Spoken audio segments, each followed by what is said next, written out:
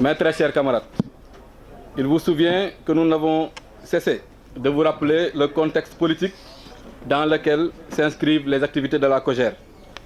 En effet, il s'agit d'une offensive généralisée de l'axe du mal.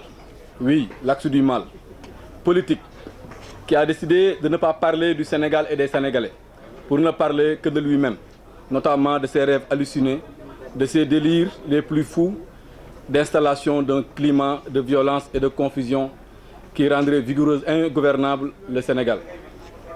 Non, l'axe du mal ne parle et ne parlera jamais de la CMU, des denrées de première nécessité, baissées et stabilisées depuis 4 ans, de la baisse significative de la fiscalité sur les salaires des fonctionnaires et de tous les travailleurs du Sénégal.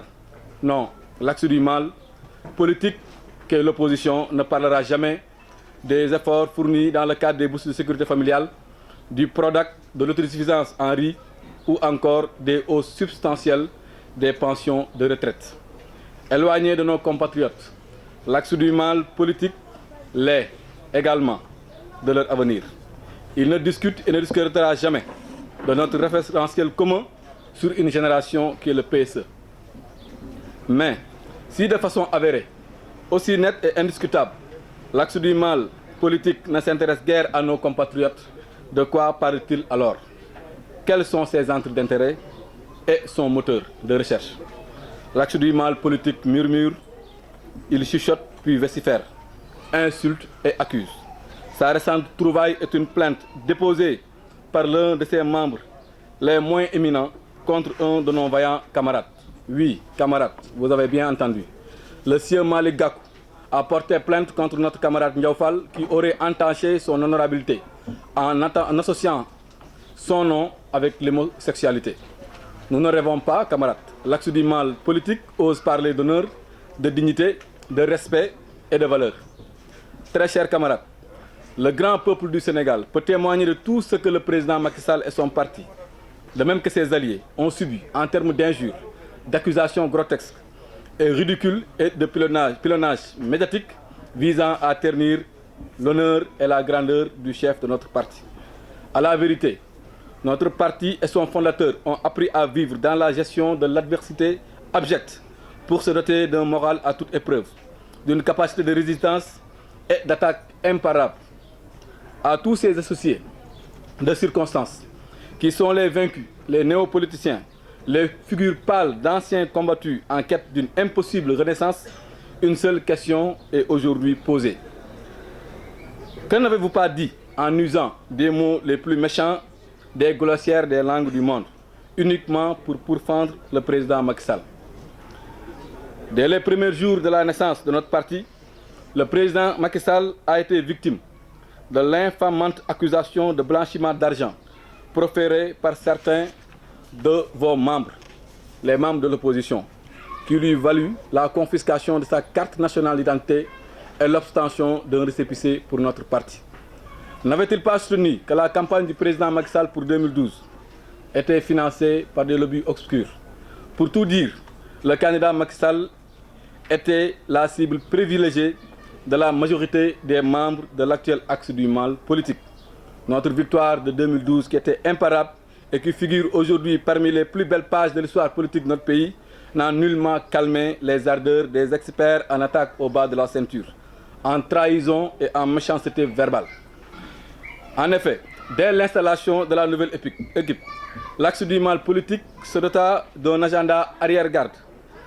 Devant se doter un plan d'action dont la matrice était décornée à tout prix, l'image du président Macky Sall, en jouissant d'une incomparable aura auprès de l'écrasante majorité de nos populations. Pour faire le mal, fusa alors la fable d'une chimérique dynastie Faysal. C'était alors le début de la salve d'insanité, à la fois obscène, mensongère, burlesque et d'une méchanceté jamais égalée sur la scène politico-médiatique de notre pays. Inaccessible pour ces magnifiques résultats, il fallait atteindre le président Macky Sall par d'autres voies, notamment par le biais de sa famille. Comme quoi, la sagesse populaire raillée par un illustre chanteur a raison, nit bu lay wut, jéem jotu la, tout le monde sait ce qui suit. À cet effet, la cible première dame, violemment attaquée au point qu'un individu demanda à ce qu'elle fût traduite devant la CREI et qu'un de nos grands-pères, chouchou des médias, vient une fois de plus de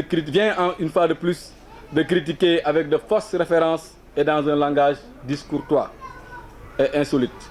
Ensuite, c'est au tour de notre camarade Aliou Sall, dont le seul tort est d'être le frère du président de la République, de subir les foudres de l'axe du mal politique pour sa présence dans le secteur pétrolier.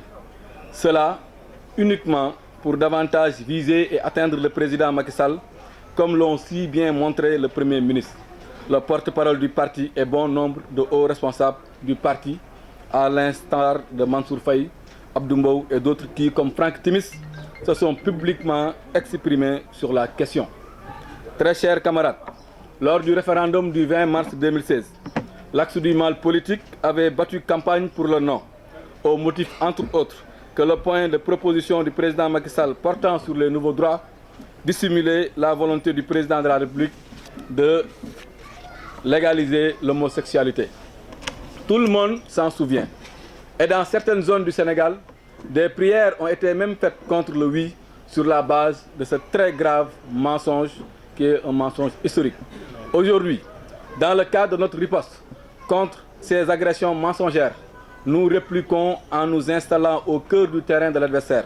C'est dans ce siège qu'il faut situer la sortie de notre vaillant camarade Ndiaw Fall contre Malick Gakou. C'est aussi pour cette raison que nous faisons plus que soutenir la camarade Ndiaw Fall, car aujourd'hui, nous sommes tous Ndiaw Fall. Et nous assumons ces propos. C'est enfin pour cette raison que ce rassemblement politique s'inscrit dans le cadre de la manifestation de notre soutien total et sans équivoque au camarade Ndiaw Fall et à ses propos récents. En même temps qu'il constitue le premier jalon de notre plan d'action pour défendre et soutenir jusqu'au bout notre frère camarade Ndiaw Fall.